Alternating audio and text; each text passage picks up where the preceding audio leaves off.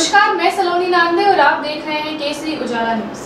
अजित पवार की राष्ट्रवादी कांग्रेस पार्टी के नेता एवं महाराष्ट्र विधानसभा के सदस्य छगन भुजबळ ने महाराष्ट्र में लागू की गई कई योजनाओं के बारे में अपने मत जाहिर किए हैं। उन्होंने कहा कि इस सरकार ने महाराष्ट्र में कई सारी योजनाएं लाई है और उनकी आगे भी जनता के हित में काम करने की कोशिश जारी रहेगी। उन्होंने कहा कि महायुति के सभी नेता साथ रहेंगे और आने वाले विधानसभा चुनावों में उनकी ही सरकार चुनकर आएगी।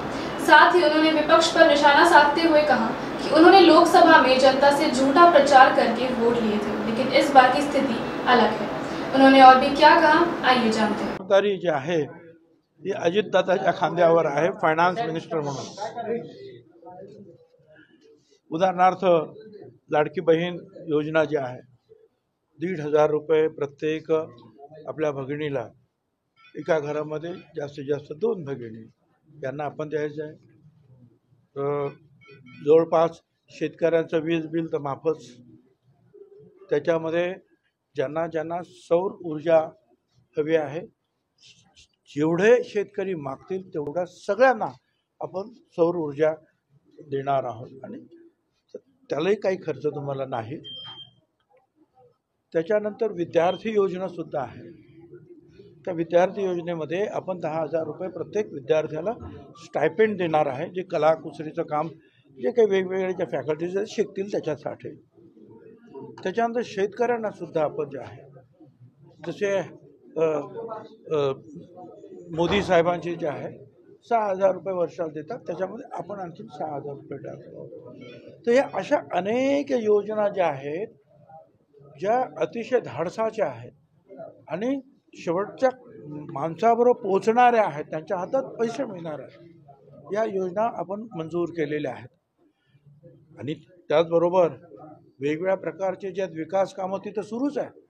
मुंबईमध्ये जसं विकास कामाचा झपाटा सुरू आहे तसं आपण पाहिलं, आता पुण्यामध्ये सुद्धा रिंग रोड्स आणि इतर ज्या काही रस्ते वगैरे ज्या विकासाची कामं त्याच्यासुद्धा निविदा निघालेल्या आहेत।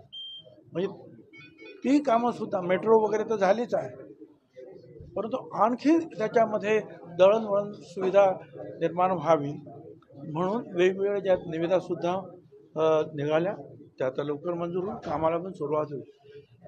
तर हे जनतेसाठी जी काही कामं केलेली आहेत ती लोकांपर्यंत पोहोचवावी। आपण त्यांना जनसन्मान मेळावा म्हणून म्हटलेलं आहे की आम्ही हे जनतेसाठी करतो आहोत, ते त्यांच्यापुढे ठेवायचं आहे अगदी विस्तृतपणे। आणि त्यासाठी महाराष्ट्रात वेगवेगळ्या ठिकाणी हे मोर्चे या रॅलीज होणार आहे, सभा होणार आहे। सुरुवात आपण बारामतीकडून केलेली आहे, कारण अजितदादा जे आहे फायनान्स मिनिस्टर म्हणून त्यांची अधिक जबाबदारी आहे या महाराष्ट्रात या सगळ्या योजना पूर्ण करायच्या।